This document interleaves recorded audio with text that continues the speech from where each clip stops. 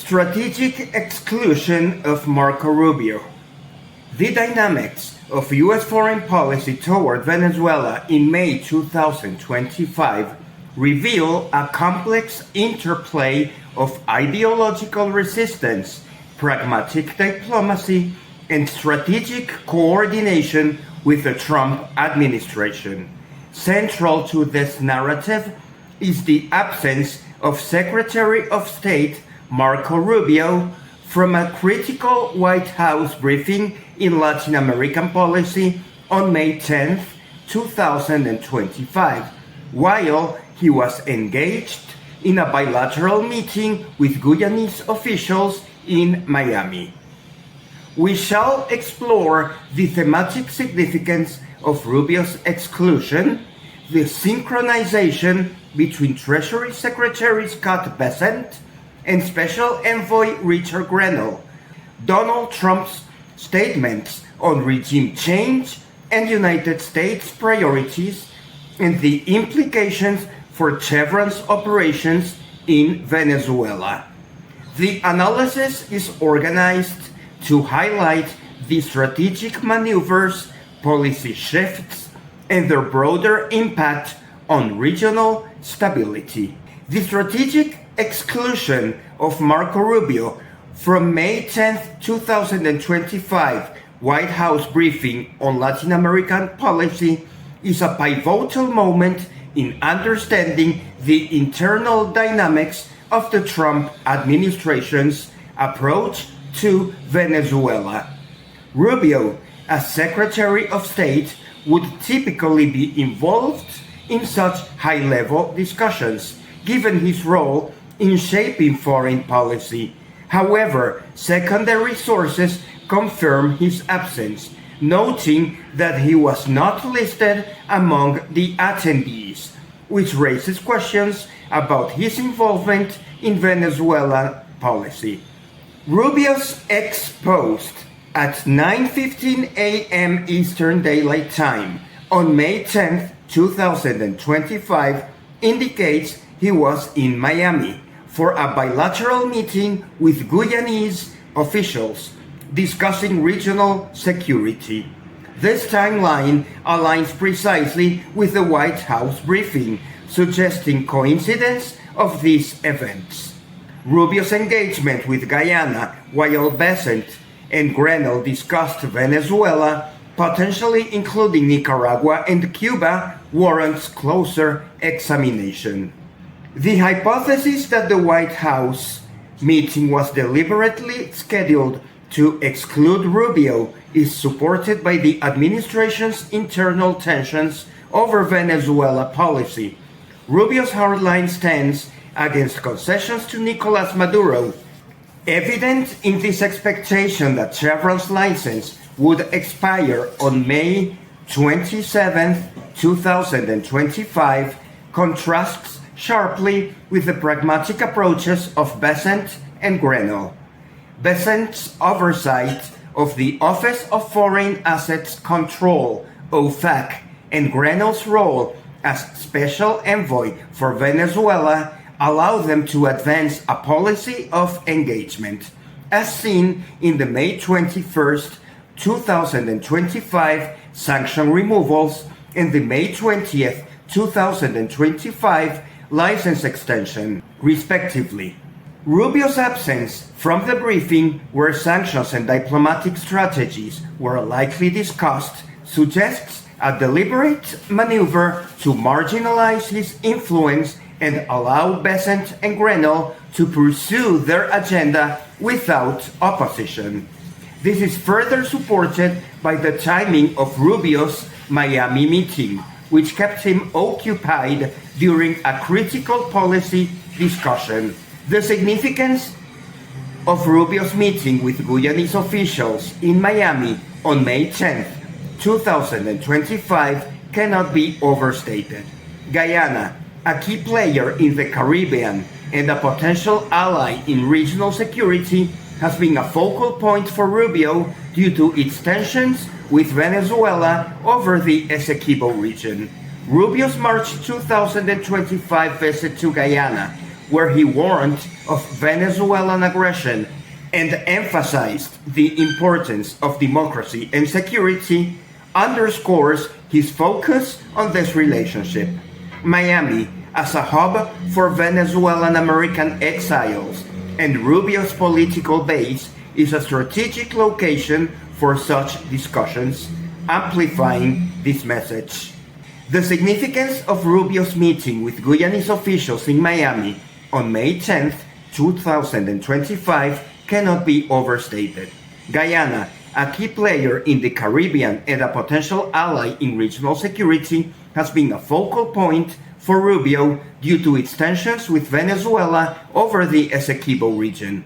Rubio's March 2025 visit to Guyana, where he warned of Venezuelan aggression and emphasized the importance of democracy and security, underscores his focus on this relationship.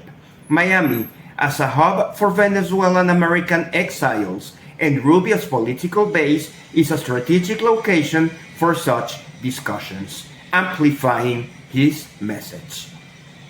The choice of Guyana from all possible countries is particularly noteworthy, given Guyana's potential role as a fighter in an eventual conflict with Venezuela. This meeting, occurring simultaneously with the White House briefing on Venezuela, suggests a deliberate division of labor within the administration. While Besant and Grenell focused on diplomatic engagement with Maduro, Rubio's engagement with Guyana reinforced a hardline stance, potentially preparing for regional conflict. This question of whether this is coincidence or purpose leans towards the latter, given the strategic implications and the administration's internal dynamics. The briefing's focus on sanctions and diplomacy, as reported by Reuters on May 11, 2025, sets the stage for the subsequent actions by Besant and Grenell. The exclusion of Rubio allowed for a policy shift toward pragmatism, evident in the May 21, 2025 sanction removals on Alejandro Fleming Cabrera and Leonardo Gonzalez Dayan, and Grenell's fake news claim denying an oil for deportees deal on the same day. This synchronization between Besant and Grenell, likely pre-planned during the May 10th briefing, contrasts with Rubio's ideological resistance, highlighting a strategic division within the administration. The implications for regional stability are profound, as Rubio's hardline approach might alienate allies like Guyana, while Besant and Grenell's pragmatism risks concessions to Maduro, potentially undermining long-term security goals. Guyana's role in this context extends beyond its geographical proximity to Venezuela. It is a critical player in the Caribbean's geopolitical landscape, particularly given the Essequibo dispute, which has escalated tensions and positioned Guyana as a potential ally for the United States in countering Venezuelan aggression. Rubio's meeting with Guyanese officials in Miami, a city symbolizing resistance to Maduro due to its large Venezuelan American population, underscores his strategy to bolster regional alliances against what he perceives as narco regime. This engagement, occurring simultaneously with the White House's discussion of Venezuela, highlights a deliberate division of labor within the administration. While Besant and Grenell focused on diplomatic engagement with Maduro, Rubio's actions in Miami suggest preparation for a potential conflict, aligning with his warnings of Venezuelan threats during his March 2025 visit to Guyana. The strategic choice of Guyana from all possible countries reflects Rubio's prioritization of regional security and his readiness to position Guyana as a key partner, potentially in a military or diplomatic capacity, against Venezuela. This juxtaposition, Rubio's hardline approach in Miami versus the White House's pragmatism in Washington, illustrates a calculated exclusion rather than mere coincidence aimed at advancing different policy agendas within the administration. Furthermore, the United States-Guyana Security Cooperation, facilitated through the United States Security Cooperation Office in Guyana, enhances this strategic alignment. The USSCO, representing the United States Southern Command, provides military consultation and operational support to the Guyana Defense Force, focusing on foreign military sales, security assistance, and theater security cooperation engagement activities. This cooperation, ongoing since at least 2019, underscores Guyana's role as a key security partner, particularly in the context of Venezuelan threats, and aligns with Rubio's efforts to strengthen regional defenses against Maduro's regime. The synchronization between Besant and Grenell extends beyond Venezuela to include other Latin American regimes such as Cuba, which was likely part of the May 10, 2025 White House briefing's agenda. United States-Cuba relations, historically tense since Fidel Castro's ascent in 1959, have seen a thaw under Trump's second term, with pragmatic overtures aimed at securing migration agreements and countering Chinese influence in the region. On January 31, 2025, Trump announced a humanitarian parole program for Cuban nationals, alongside those from Venezuela, Nicaragua, and Haiti, to address illegal border crossings, reflecting a shift toward engagement rather than isolation. This policy, overseen by Besant's Treasury Department through sanctions adjustments and Grenell's diplomatic efforts, aligns with their approach to Venezuela. The May 10th briefing, excluding Rubio, likely discussed easing tensions with Cuba to facilitate broader regional stability, contrasting with Rubio's hardline stance against both Maduro and the Castro regime. This coordinated effort, evident in the subsequent actions like the May 21, 2025 sanction removals, suggests a strategic realignment of United States policy toward Latin America, prioritizing diplomatic outcomes over ideological conflicts. This synchronization between Besant and Grenell is evident in the timing and nature of their actions following the May 10th briefing. On May 21st, 2025, Besant announced the removal of sanctions on two Venezuelans, alongside targeting Cartel del Noreste members, suggesting a balanced approach to maintain diplomatic leverage while addressing narco threats. This occurred hours before Grenell's fake news claim at 8:53 p.m. Universal Time, denying a Miami Herald article's allegation of an oil for deportees deal. The rapid response to control the narrative, combined with Grenell's retweet of Besant's ex post at 3:02 p.m. Universal Time, indicates a coordinated effort to manage public perception and avoid inflaming hardliners like Rubio. Their joint attendance at the May 10th briefing, confirmed by secondary sources, likely set the stage for these actions, excluding Rubio to advance a pragmatic policy. This synchronization reflects a strategic effort to balance United States interests with diplomatic outcomes, contrasting with Rubio's stance and makes it a crucial theme. Donald Trump's statements on regime change and United States priorities, as quoted by Grenell, further illuminate the administration's shift toward pragmatism.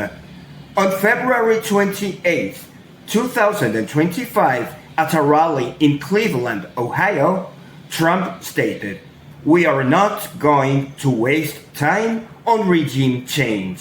We're going to focus on what's best for America: jobs, energy, and security." This statement, occurring early in his term, aligns with Grenell's narrative of prioritizing United States interests over ideological goals like regime change in Venezuela. The context of the Ohio rally, focusing on domestic issues and energy security, underscores Trump's America First doctrine, which Grenell echoed in his May 20th, 2025 interview on Bannon's War Room.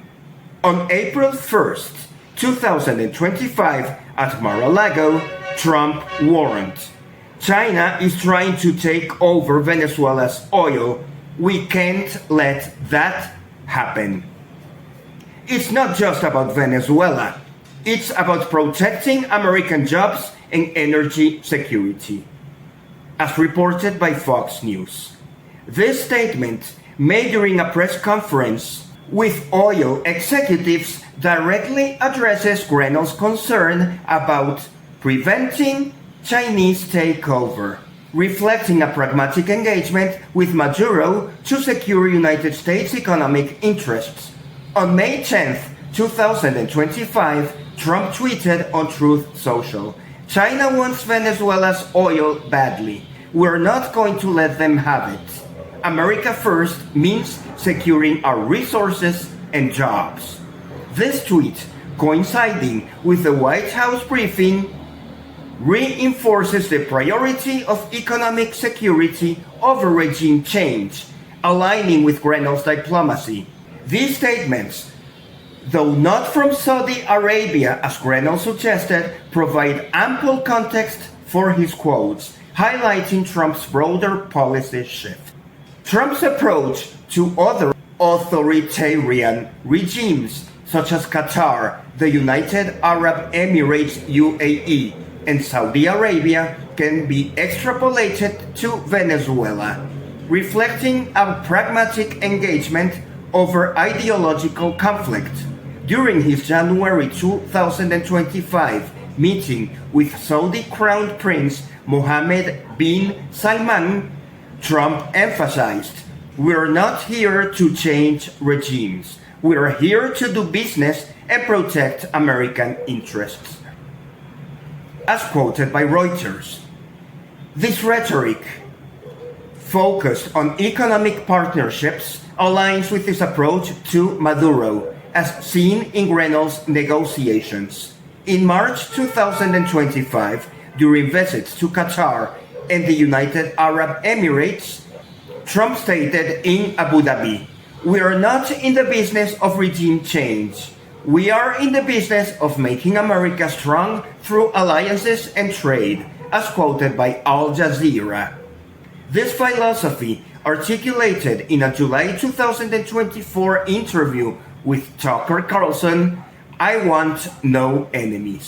Enemies are useful to grow and become stronger, but I would rather trade with them," underpins his engagement with Maduro, as quoted by Tucker Carlson Network.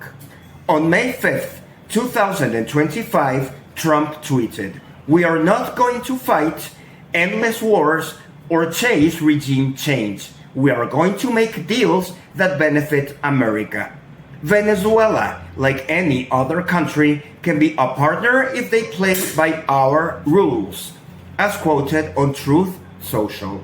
This broader approach, prioritizing trade and security over ideology, aligns with Grenell's efforts and contrasts with Rubio's stance, making it a crucial theme. The implications for Chevron's operations in Venezuela are significant. given the strategic exclusion and policy synchronization. On May 15th, 2025, Chevron CEO Mike Wirth told Reuters, "We are working closely with the United States government to navigate the current license expiration on May 27th, 2025. Our priority is to protect our investments and maintain operational continuity," as quoted by Reuters. This indicates ongoing negotiations aligning with Grenell's May 20th, 2025 extension and contrasting with Rubio's expectation of expiration. No recent news on contract terminations, asset sales, or other verifiable transactions was found, suggesting Chevron's joint ventures like Petroboscan and Petroindependencia remain operational under general license framework for Chevron. The stability in Chevron's operations, despite the internal policy divisions, underscores the administration's pragmatic approach to securing United States energy interests in Venezuela, even as it navigates the tensions between Rubio's hardline stance and Bessent and Grenell's diplomatic engagement. The strategic exclusion of Rubio from the May 10th, 2025 White House briefing, combined with the coordinated efforts of Bessent and Grenell, highlights a deliberate policy shift toward pragmatism, prioritizing economic and security outcomes over ideological conflicts. This shift, evident in Trump's statements and the administration's actions, has profound implications for regional stability in the Caribbean, particularly in the context of Guyana's role and the United States-Cuba relations, setting the stage for future policy developments. A spokeswoman for the State Department stated that there is no confusion in foreign policy and that such foreign policy is directed by Marco Rubio. However, controversy still remains because OFAC licenses are provided by the Department of Treasury, and the Secretary of Treasury is Scott Bessent, who has been working a strategy on Venezuela with Donald Trump and Richard Grenell. Marco Rubio, on purpose, has decided not to meet with Nicolas Maduro and therefore is not well suited for United States policy in Venezuela, and that is the reason why Donald Trump has sent special envoys to countries such as Iran in the case of Witkoff, or Venezuela and North Korea in the case of Richard Grenell, because they are better negotiators with Maduro, and Trump likes to have two opposing factions working simultaneously to decide at the last minute which one will prevail. We should expect a statement from Secretary of Treasury Scott Bessent at any time, considering that lobbying efforts from Chevron Corporation continue and we have 4 days left to settle the controversy on a possible Chevron's license renewal, and we have heard no word on any from Italy or Repsol from Spain, which along with Chevron have been lobbying for renewal of their licenses. It sounds though that petroleum services companies such as Schlumberger or Baker Hughes operations in Venezuela have officially been eliminated, and we will see during the next few weeks how Chinese, Iranian, and Russian companies will quickly take over, and Venezuelan population over time will align more with Eastern Hemisphere culture and economies, as those are the ones that will provide us support to continue are economic transactions.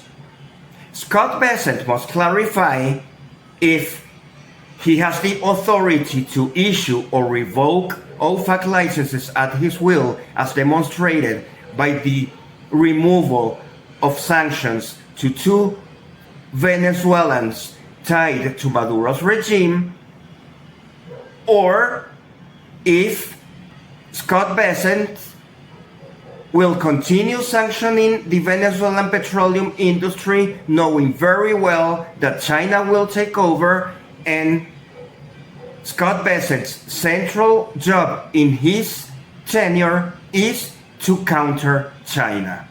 Therefore, the spokeswoman for the State Department is wrong when she says that the State Department is solely responsible for foreign policy, because the Treasury Department manages the economic implications of such foreign policy, and it seems that the Treasury Department and the State Department are working in confrontation, and we are seeing constant changes of mind on a daily basis, which is not welcomed by the international community, which is slowly breaking apart from the United States, which is seen as an unreliable partner, which is no longer seen as an ally, or which is even being considered as an enemy, as happens in Venezuela, because Venezuela welcomes 100 plus years of service of Chevron in our oil fields, but Marco Rubio just wants to destroy 100 years of shared history.